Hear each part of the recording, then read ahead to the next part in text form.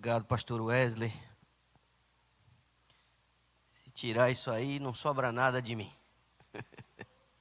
Obrigado. Mais uma vez, boa noite. Bom que você veio à igreja. Que bom que você entendeu que seria uma boa estar nesse final de semana aqui com estas pessoas, com esse propósito. E eu realmente espero e tenho expectativas muito elevadas de que o Espírito de Deus possa falar com você grandemente neste final de semana. A escolha deste tema é uma escolha muito pertinente, mas também é uma escolha perigosa. Nós temos percebido nos últimos anos uma diluição da percepção do tema do remanescente no meio adventista. Talvez seja uma reação à forma como este tema foi administrado há alguns anos atrás. Porque quando lidamos com o assunto do remanescente, nós corremos dois grandes perigos. O primeiro é uma superênfase que pode gerar uma espécie de orgulho institucional, como se trafegássemos num patamar superior, olhando com uma certa soberba para os demais. Essa opção não é boa para nós, ela também não é válida. A história nos mostra que aqueles que olharam com superioridade espiritual para os seus irmãos, eles falharam miseravelmente no cumprimento do seu propósito. O outro extremo também não é uma boa opção para nós, que é a gente ignorar que de fato esse negócio existe.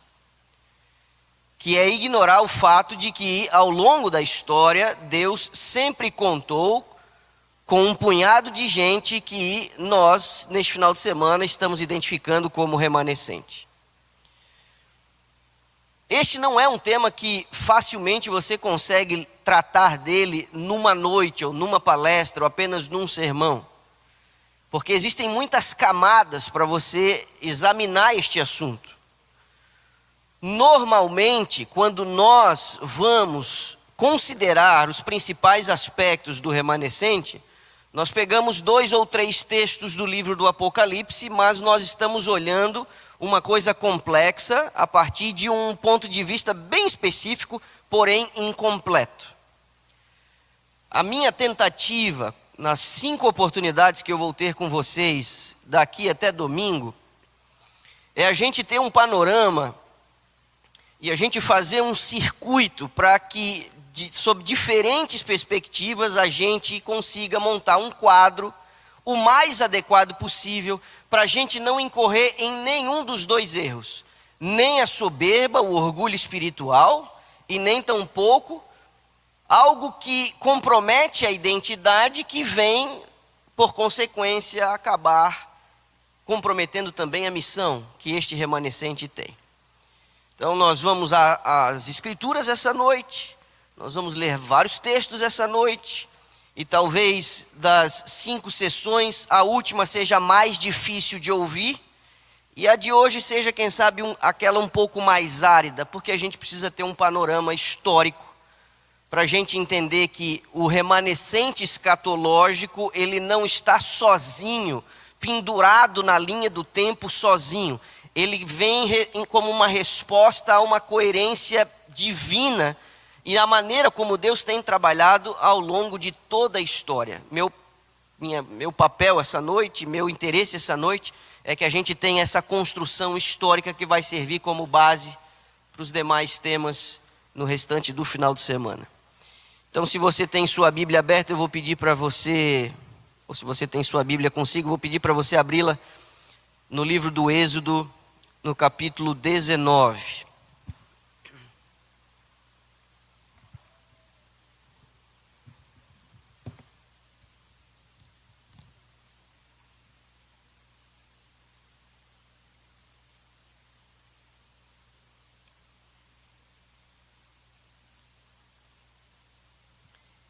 Êxodo 19.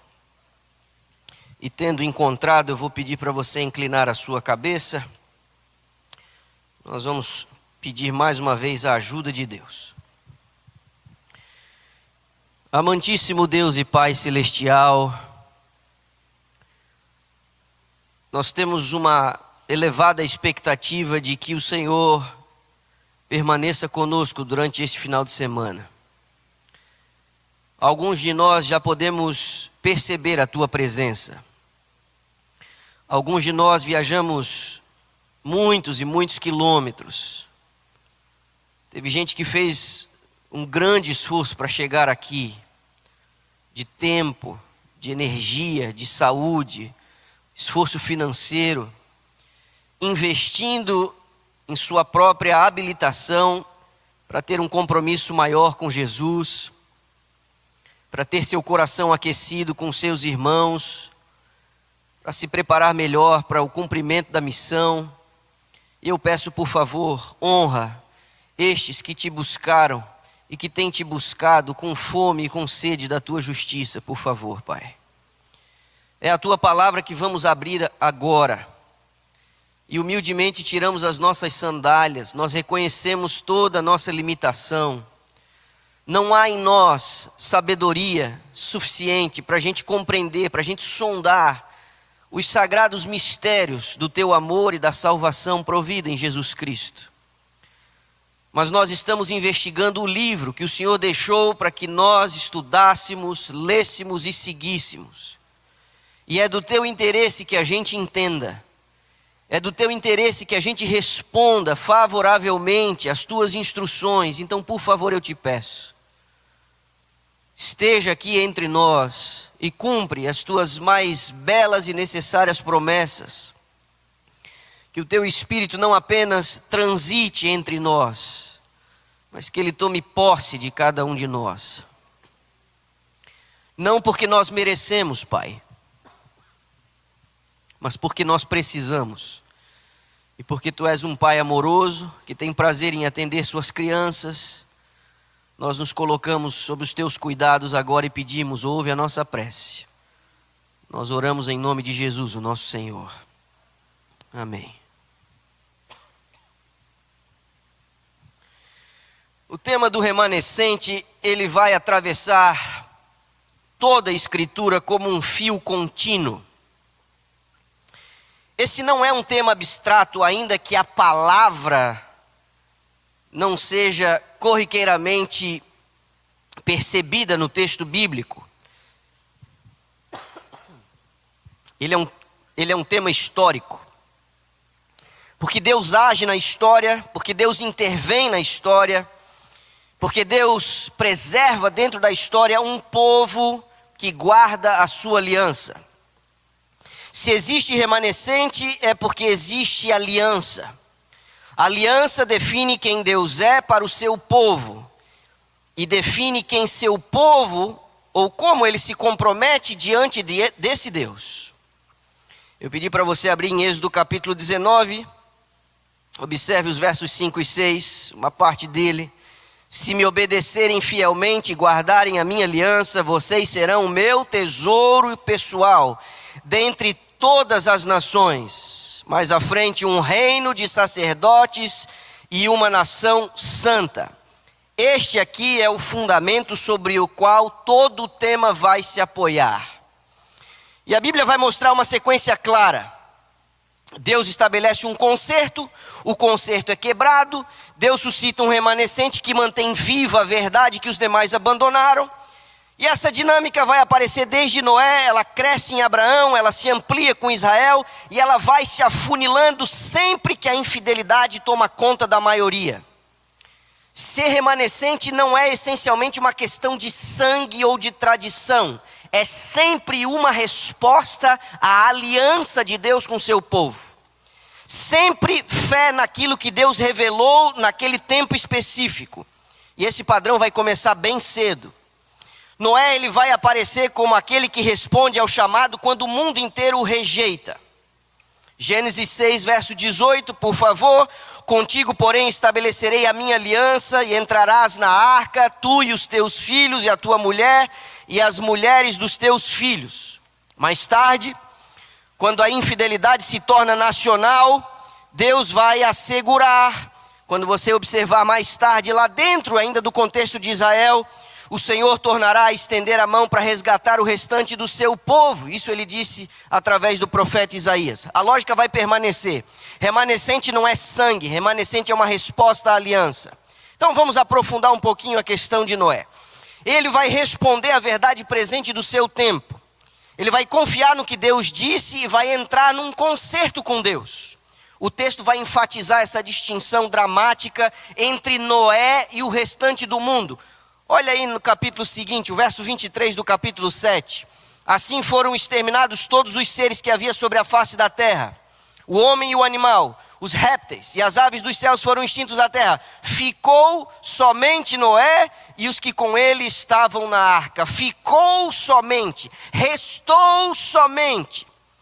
Logo a gente vai perceber que a justiça de Noé, ela não se transferiu automaticamente para os seus filhos. Você lembra as palavras do profeta Ezequiel, capítulo 14, do seu livro, os versos 14 e 18, ainda que estivessem no meio dela estes três homens, Noé, Daniel e Jó, eles pela sua justiça livrariam apenas as suas almas, diz o profeta Ezequiel. Ainda que aqueles três homens estivessem nela, vivo eu, diz o Senhor Deus, que nem os filhos e nem as filhas livrariam, mas somente eles ficariam livres. Então, quando Deus diz a Noé para ele levar os filhos para dentro da arca, o remanescente ele vai nascer de uma fé pessoal, mas não de uma herança familiar. A esposa, os três filhos e as noras de Noé tiveram que tomar uma decisão de entrar no barco por escolha própria. Não foram salvos por parentesco, mas entraram naquele barco e ficaram mofando lá dentro 7 dias, enquanto o povo zombava lá fora. Esse remanescente diluviano, ele precisou concordar com os termos do concerto divino naquele momento. E depois da catástrofe, este remanescente precisaria permanecer fiel. Mas eu e você conhecemos, eu e você com um pouquinho de familiaridade com as escrituras, a gente sabe. A maioria dos descendentes do justo Noé escolheu se rebelar contra Deus. E a construção da Torre de Babel, logo na sequência do relato bíblico, evidencia isso. Então você tem agora uma linha patriarcal muito distinta. Sendo um dos únicos e últimos seguidores do Deus de Sem, Abraão começou um novo remanescente. Ele vai responder ao chamado de Deus quando a sua própria casa já havia sido afetada pela idolatria. Você deve lembrar que no chamado de Abraão, no verso 1 do capítulo 12 de Gênesis, sai da tua terra, da tua parentela, da casa do teu pai. Abraão foi fiel entre os infiéis, ele foi puro entre os impuros, diz a serva do Senhor. E no meio de um mundo que adorava formas de pau, pedra e metal, Abraão desfrutou de longe da maior luz da sua geração, Jeová, o único Deus verdadeiro, Criador dos céus e da terra, o único que pode ser adorado. E apesar das suas faltas, e a gente conhece muito bem, ele às vezes cedia à tentação da mentira, da facilitação, ele manteve uma relação com o Senhor no meio de um mundo que não o fazia. A fé de Abraão não seria passada automaticamente, porém a sua descendência. A fidelidade dele vai inaugurar uma nova linhagem espiritual. Mas Isaac é quem vai continuar essa fidelidade em contraste com Ismael. Jacó valoriza a aliança, enquanto Esaú a despreza. Você percebe, não é por sangue, é por escolha. O tema do remanescente vai aparecer na sequência no contexto de José e dos seus irmãos. Você deve lembrar que quando José se dá a conhecer aos seus irmãos, eles preocupados com uma possível vingança, José diz, não, Deus está no controle. No verso 7 do capítulo 45 de Gênesis, Deus me enviou, disse José, para lhes preservar um remanescente. E essa palavra aparece ali de maneira explícita. A aliança, ela vai se manter porque em cada geração alguém disse sim, quando muitos, e na maioria dos casos, quase todos diziam não. Então agora, a partir dos filhos de Jacó, surge não apenas um indivíduo, mas uma família, e uma família grande de remanescente. E essa família caminhava sozinha na verdade presente de que Deus era o Criador, enquanto o resto do mundo adorava deuses falsos.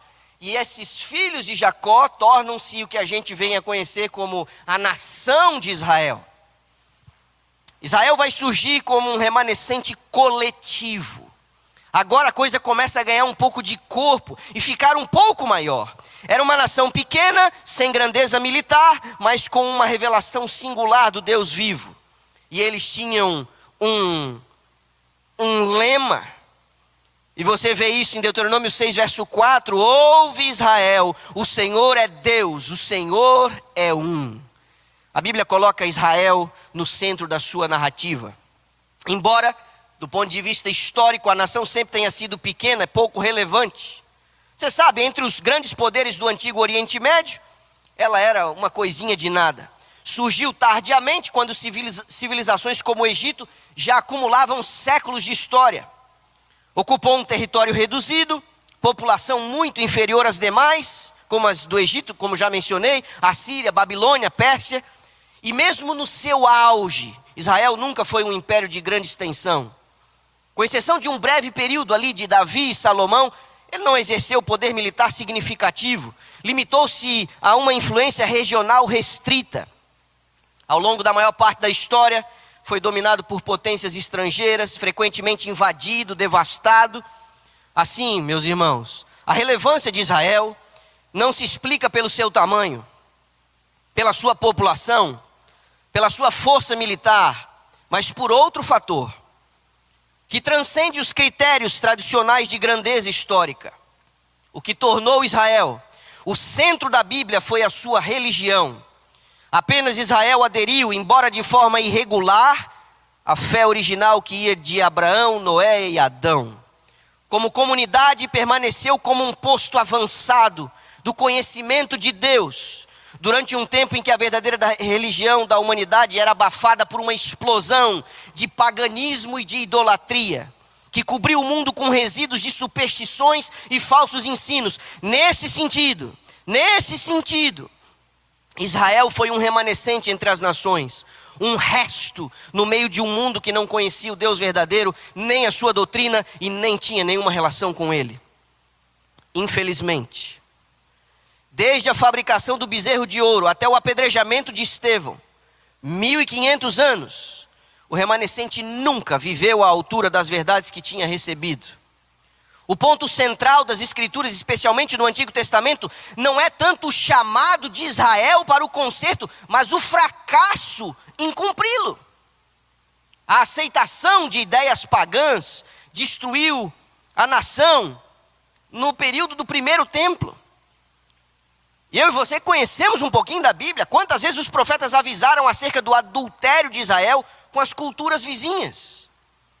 Em vez de elevar os pagãos até os padrões da justiça, Israel absorve, assimila as crenças e o comportamento dos próprios pagãos. Alguns israelitas adoravam as estrelas, uma prática que eles aprenderam com seus vizinhos. Outros misturavam a fé no Senhor com a fé ao deus amonita Malcã. Não é que eles tinham rejeitado totalmente a sua antiga religião. Em vez disso, eles simplesmente a puseram de acordo com o pensamento contemporâneo. Ezequiel, numa outra visão, viu o paganismo nos átrios do templo. Ele diz lá no capítulo 8 do seu livro, adoravam o sol voltados para o leste. No próprio templo, os ídolos da casa de Israel estavam pintados na parede em todo ao redor. Você imagina pinturas nas paredes do templo? Os israelitas não tinham abandonado totalmente a sua fé ancestral.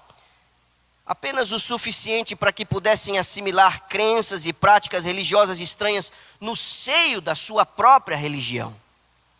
No entanto, os judeus acreditavam que porque tinham a verdade presente e porque eram o povo especial, escolhido por Deus, porque eles eram um remanescente, como eram conhecidos, eles seriam sempre o único povo fiel a Deus.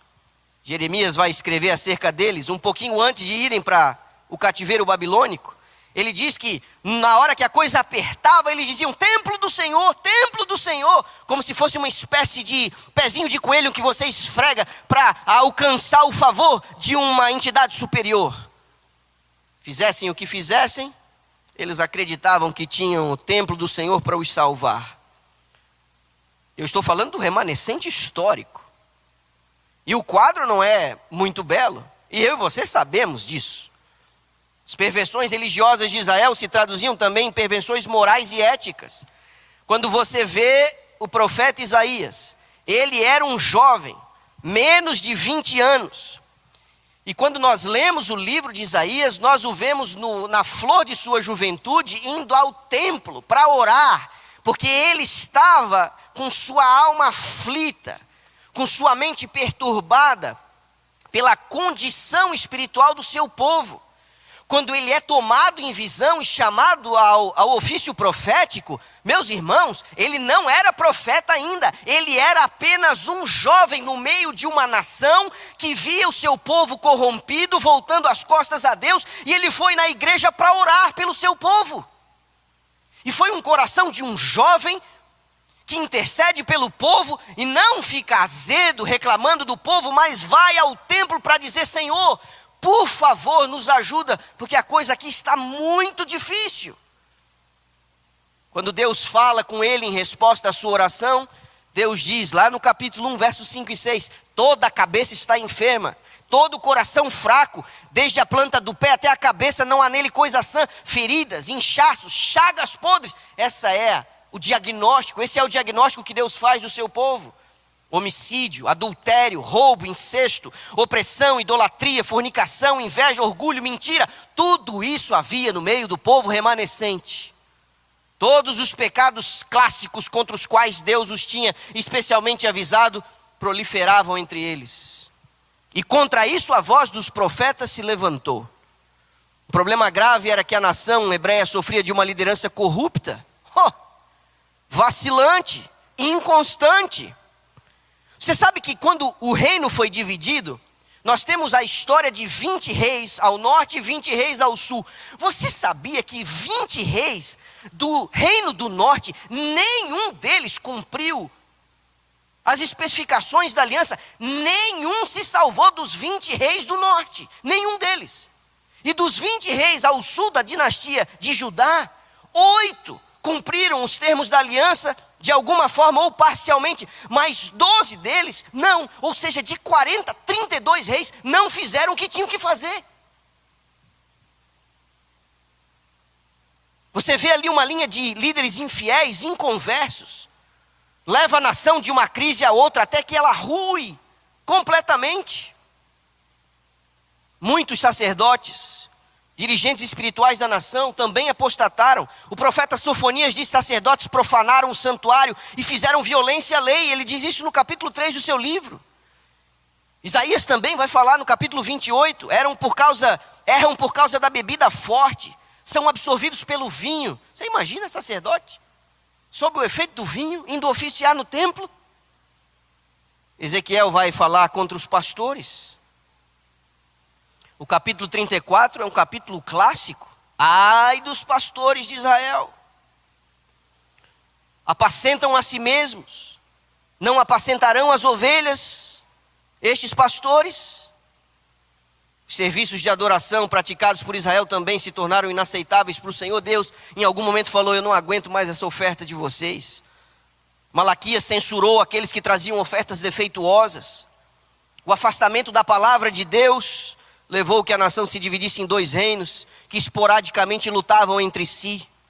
Assim, quando devia ter sido uma frente unida, cumprindo a vontade do Senhor na proclamação da verdade ao mundo, a nação escolhida por Deus estava tão debilitada com lutas e disputas internas, que se tornou uma presa fácil para os seus inimigos externos. E depois de séculos de aceitação de práticas pagãs, os judeus não tinham qualquer proteção divina contra os exércitos pagãos.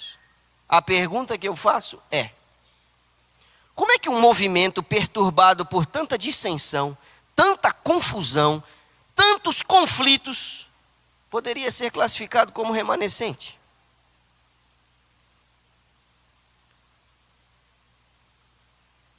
Vamos atualizar a pergunta. Como que uma igreja morna, letárgica,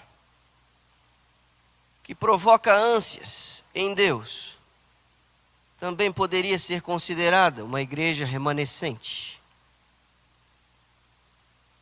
Remanescente, como entidade coletiva, ouça as minhas palavras, nunca foi definida exclusivamente pela santidade dos seus membros, mas pela luz avançada que possuía. Desde aqueles que entraram no barco com Noé até a reforma protestante, o remanescente coletivo tem sido definido mais pela luz que possui do que pela santidade daqueles que possuem essa luz. Até a primeira vinda de Cristo e a formação da igreja cristã, por exemplo, Israel tinha uma revelação mais completa do Senhor do que qualquer outra religião, independente de quão corrupta a nação se tinha tornado, independente de quão afastado estava da vontade de Deus, tanto sob a apostasia do primeiro templo, como sob o legalismo do segundo templo, Israel continuava a ter muito mais luz do que todos os seus vizinhos pagãos. Israel tinha a verdade presente, e essa verdade, mais do que qualquer outra coisa, definiu o seu estado de remanescente.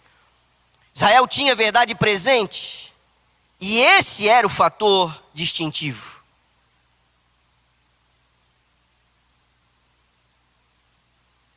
Mas a pergunta é, e hoje? Independente de quanta hipocrisia, apostasia, pecado, decadência possa haver ainda neste movimento, ele tem sido abençoado com uma revelação mais plena de Cristo e da verdade presente do que qualquer outra comunidade de fé. Mesmo quando muitos membros não estão a seguir essa luz, também não o faziam em Israel. Ou que essas verdades não estejam a santificar muitos, o mesmo se passava em Israel. Ou que essas verdades não sejam apreciadas devidamente, também não eram em Israel. Ou que os maus e inconversos deem à mensagem uma má reputação em todos os sentidos, também o faziam em Israel. O fundamental é que a igreja adventista do sétimo dia, tal como o antigo Israel, recebeu muito mais luz do que qualquer outra denominação, e essa luz basta para lhe dar o seu status coletivo de remanescente. Assim como foi verdade para o antigo Israel, o remanescente coletivo de Deus no tempo do fim distingue-se não tanto pelos erros que evita, mas pelas verdades que possui. Mas se tem uma coisa que a história de Israel também nos ensina é: estar no meio do remanescente coletivo não é suficiente. Quando Israel se dividiu, caiu, foi exilado, parecia que tudo tinha chegado ao fim. Cidade destruída, o templo em ruínas, o povo espalhado, mas Deus havia dito que preservaria um remanescente do remanescente. Eu mesmo, diz ele através do profeta Jeremias, capítulo 23, verso 3, eu mesmo recolherei o restante das minhas ovelhas. Ezequiel no capítulo 6, verso 8 diz, deixarei um resto, alguns escaparão. Esdras e Neemias mostram que voltar não era simples. E você sabe, eu estou me referindo ao tempo do exílio babilônico. Porque quando Deus julga o seu povo com uma nação pior que eles, Deus diz que nesse ato de juízo, ele preservaria uma porção para ele. Agora, quando dá no relógio de Deus que eles deveriam sair do exílio, sair da Babilônia e voltar para Jerusalém, boa parte do povo havia se acostumado com Babilônia, haviam assimilado a cultura estrangeira, muitos haviam perdido o zelo espiritual. Você sabe, eles são muito bons nos negócios, eles abriram uma lojinha, abriram um mercadinho, começaram a tocar uma imobiliária, começaram a empreender e a prosperar. E quando deu os 70 anos para voltar para a terra, alguns deles disseram, não, aqui parece que já está bom já está bom aqui. Líderes resistiram ao chamado. Os levitas tiveram que ser severamente repreendidos por esses dois camaradas, Esdras e Neemias. O retorno do exílio não produziu um povo perfeito.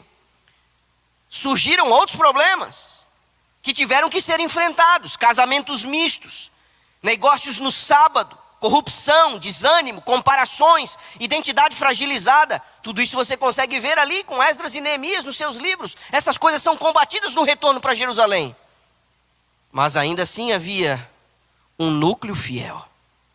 Deus havia preservado no meio dessa gente uma outra gente, um povo que ainda podia responder à sua aliança. No período do Novo Testamento, o problema se inverteu. Antes Israel havia se misturado com o paganismo, agora se enclausurou numa religiosidade rígida. As tradições ganharam mais peso do que o próprio Deus. Era o remanescente que conhecia a lei, mas não reconheceu o legislador quando ele veio. Era o remanescente que aguardava o Messias, mas não o recebeu quando ele veio. O remanescente que tinha zelo, mas não tinha discernimento espiritual. E para o nosso espanto, a grande ironia é: o remanescente rejeitou a Cristo, porque o seu ensino diferia do padrão de santidade deles.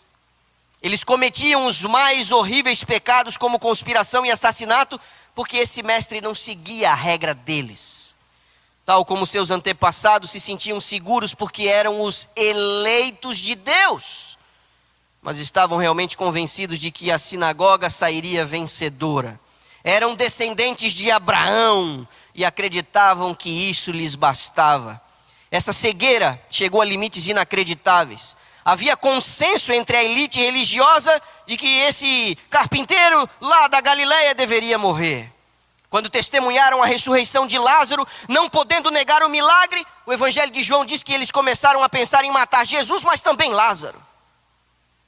Até que ponto chega a rebeldia de um coração não renovado? Quando Jesus precisou lidar com eles, diz: vocês deixaram o mandamento de Deus pela tradição dos homens. Marcos 7, verso 8. Mesmo assim, dentro daquele contexto havia um pequeno grupo fiel. Os que não dobraram os joelhos, os que ouviram o chamado, os que reconheceram o Filho. Paulo mais tarde vai se referir a eles na carta aos Romanos, capítulo 11, verso 4. Reservei para mim 7.000 dos que não dobraram os joelhos diante de Baal.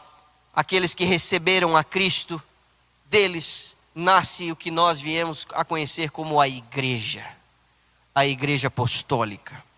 A igreja vai assumir o lugar de Israel como depositária da aliança, não por etnia, mas por fé. O Novo Testamento diz que quem pertence a Cristo se torna descendência de Abraão. O povo da nova aliança é um povo formado por judeus e gentios. Um povo que assume a missão, não a raça.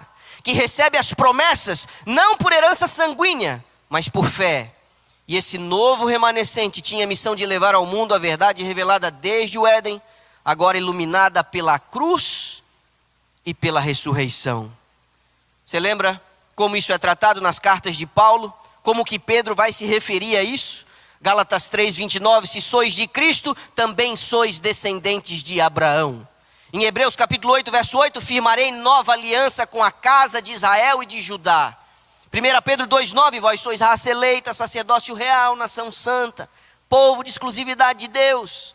Em todos os sentidos, a igreja se torna um novo Israel.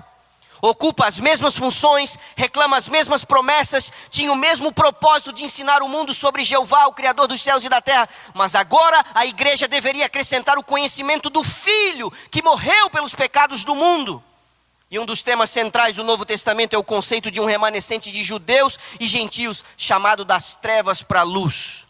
Esse remanescente deveria espalhar as verdades antigas. Apesar da ênfase dada ao Messias Redentor, essa não era uma mensagem nova. A promessa do Messias, você lembra? Era aquele que esmagaria a cabeça da serpente, lá desde o Éden. A igreja vai caminhar sob a plataforma firme de Jesus de Nazaré, o Senhor crucificado e ressurreto. Em 1993, num artigo à revista Ministério, Santo Salarco disse: os cristãos dos primeiros tempos viam-se não como um remanescente exclusivo, mas como um remanescente universal aberto, não confinado às fronteiras de Israel, mas espalhado por todo o mundo. E você deve saber, os primeiros capítulos da igreja apostólica, eles são encantadores. Quando lemos o livro de Atos, nós olhamos para aqueles capítulos e dizemos: este é um ideal a ser perseguido. Mas você sabe, isso não permaneceu por muito tempo. Esse remanescente, ainda que agora portando a luz antiga do antigo Israel, com mais luz trazida pela vinda do Messias, ele também não era um remanescente perfeito. E as cartas do Novo Testamento, elas vão testemunhar para a gente de conflitos, de quedas, de divisões. Assim como nos períodos anteriores, a igreja também enfrentou fraquezas, problemas morais, divisões internas, disputas teológicas, desvios de doutrina. E ao longo dos séculos, a fé cristã se fragmentou. A luz se misturou com as sombras, a verdade bíblica acabou ofuscada pelas tradições, abusos, interpretações distantes da palavra. E essa fé vai se fragmentando. E eu vou fazer uma pausa aqui no meu raciocínio, para você respirar um pouquinho. Porque a recapitulação aqui, de uns 4 milênios, ou se eu for funilar um pouquinho de 2.200 anos de Abraão até a era apostólica, você pode olhar para mim e dizer: pastor, mas como é que... Meus irmãos, não foi senão aos trancos e barrancos que Deus conduziu o plano da salvação, se utilizando de pessoas disfuncionais, quebradas, cheias de deformidades como nós, no passado. Ao lermos a Bíblia, nós percebemos mais a maneira de Deus remendar os atos horrorosos do remanescente do que de um bom testemunho que eles deram. Sim ou não? Agora olhe aqui para mim. E vamos ver isso com um pouco mais de cuidado daqui para domingo. Por que alguns de nós, quando olhamos à nossa volta para fazer um diagnóstico superficial, clínico da condição da igreja, por que alguns de nós estamos tão assustados? A minha pergunta é: quando foi diferente?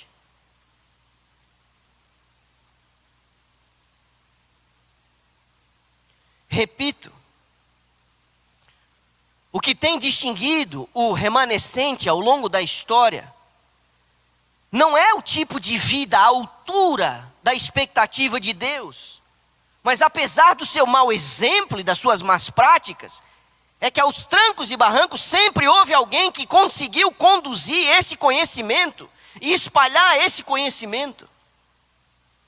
É a verdade e a luz que distingue o remanescente, não tanto o tipo de vida que ele leva em relação a essa verdade, mas nunca, em nenhum momento da história, a apostasia, ela foi 100%.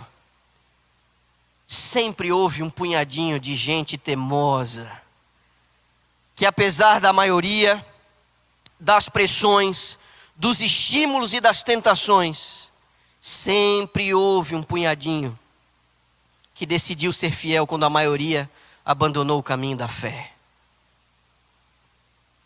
Ao longo da história, a fé cristã se fragmentou.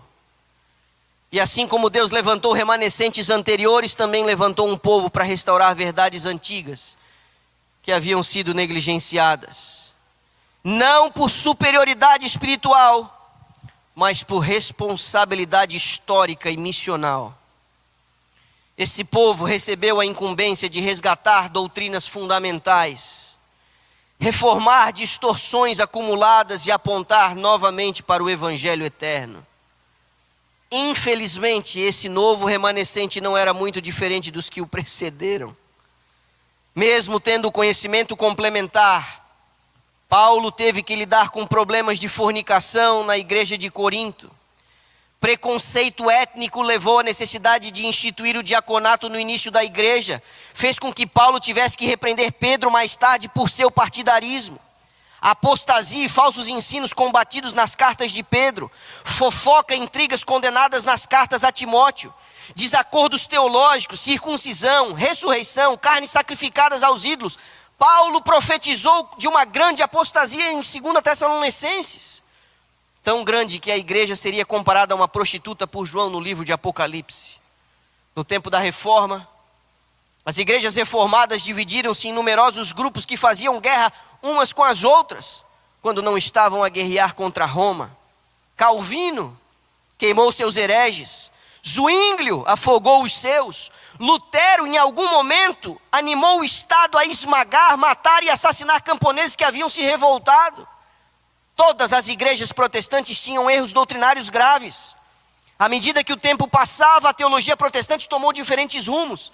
Predestinação, uma vez salvo, salvo para sempre, abolição dos 10 mandamentos, batismo de crianças, imortalidade da alma, milênio terrestre. Esses são alguns dos ensinos protestantes.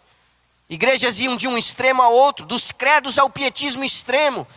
Racionalismo, negação do sobrenatural, aceitação da evolução como origem das espécies, negação da divindade de Cristo, negação da sua pré-existência antes da encarnação. Teorias mirabolantes como o retorno de Jesus na figura de uma mulher, sua ida para as Américas, seu romance com Maria Madalena, profunda intolerância religiosa. Quando a igreja busca refúgio na América, Thomas Jefferson e James Madison, homens claramente fora da tradição evangélica, eles foram usados por Deus para encontrarem na Bíblia os princípios da liberdade religiosa, conceitos ignorados ou desconhecidos entre os protestantes. O povo que sai da Europa para buscar refúgio na prática da sua religião nos Estados Unidos, logo no começo começa a perseguir aqueles que resolvem pensar diferente deles. Muitas igrejas defendiam a escravatura, outras lentas e tardias em se posicionar.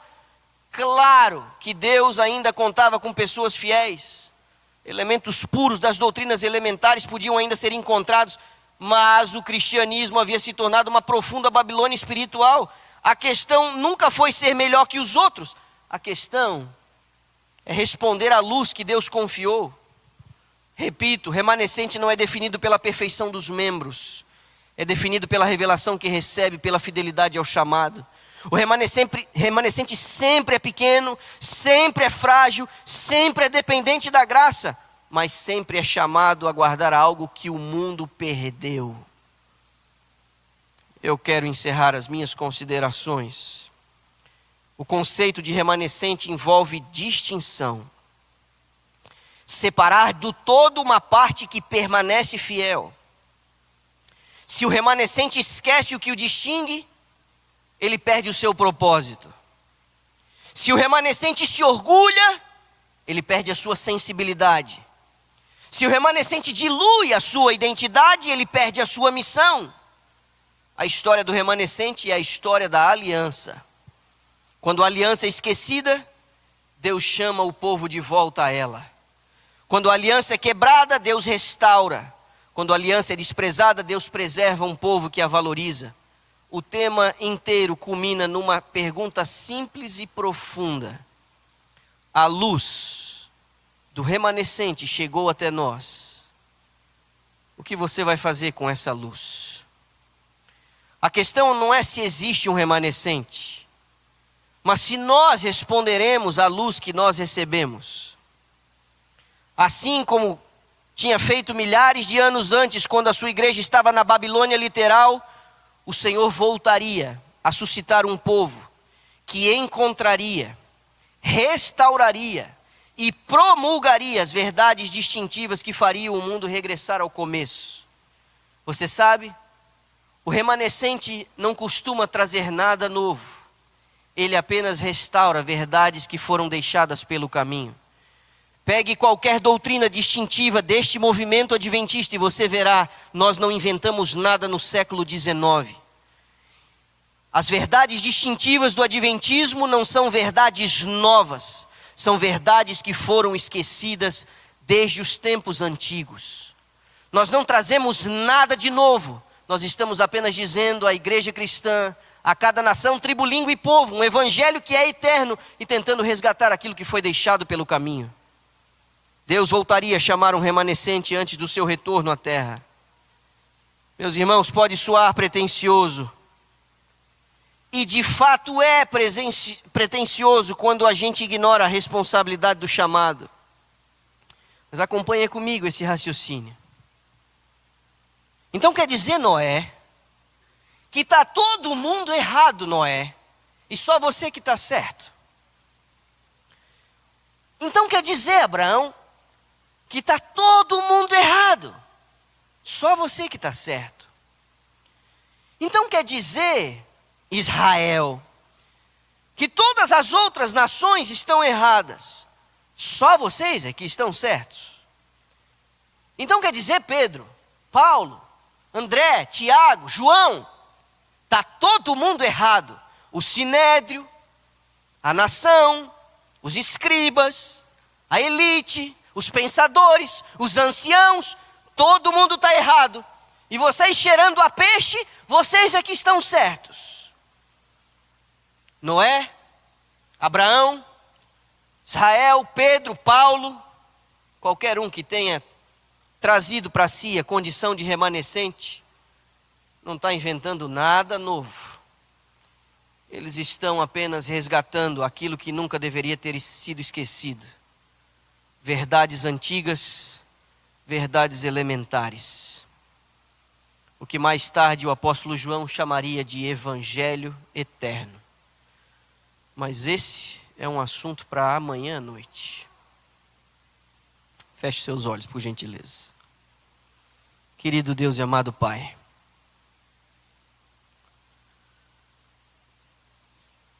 nós nos constrangemos ao perceber que a história do remanescente, tal qual descrita na Bíblia, ela é marcada e manchada por quedas, traições, adultério. Um povo que insiste, apesar dos apelos proféticos, insiste em dar as costas a Deus, a sua vontade, a sua verdade.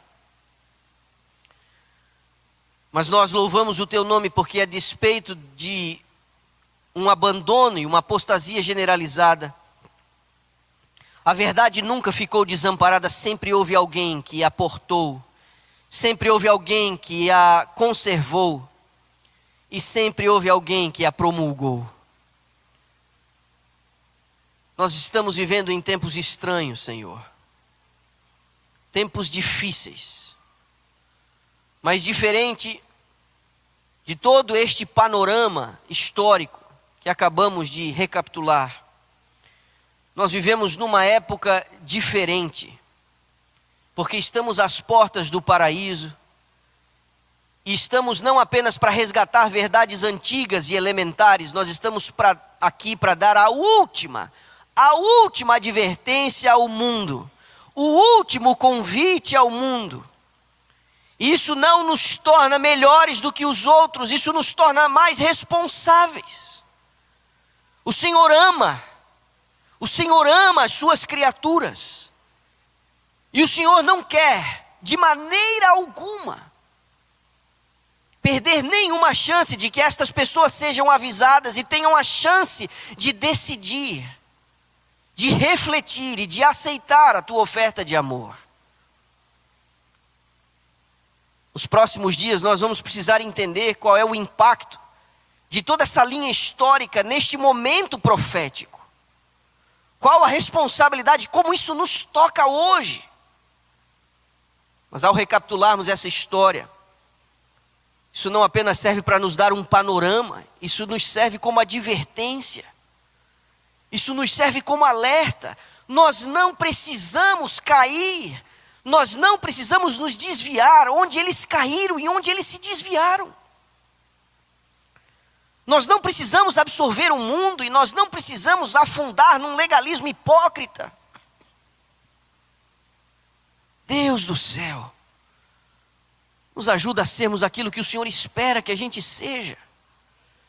Arranca do nosso coração toda a dissemelhança com Cristo, todo o nosso egoísmo, toda a nossa vaidade, todo o nosso orgulho. Arranca do nosso coração, Senhor, tudo aquilo que te ofende, tudo aquilo que te machuca. Coloca dentro de nós a vontade, não apenas de conhecer a verdade do remanescente, mas viver à altura dela. Que a gente não se conforme com um padrão dominante. Que a gente não tenha medo de ser diferente. E que o Senhor seja glorificado através da nossa vida. Nos dá a tua bênção, Pai. Nos dá o teu descanso nessa noite. E fala ainda ao nosso coração. Nos ajuda a digerir o que ouvimos aqui hoje à noite. E por favor, nos protege contra a crítica inútil, contra os julgamentos temerários e contra qualquer complexo de superioridade que alguém de nós aqui esteja alimentando no coração. Não somos melhores, mas portamos algo que nos torna responsáveis. Despeça-nos com a tua paz e que o dia amanhã seja muito produtivo. Nós oramos em nome de Jesus, o nosso Senhor. Amém.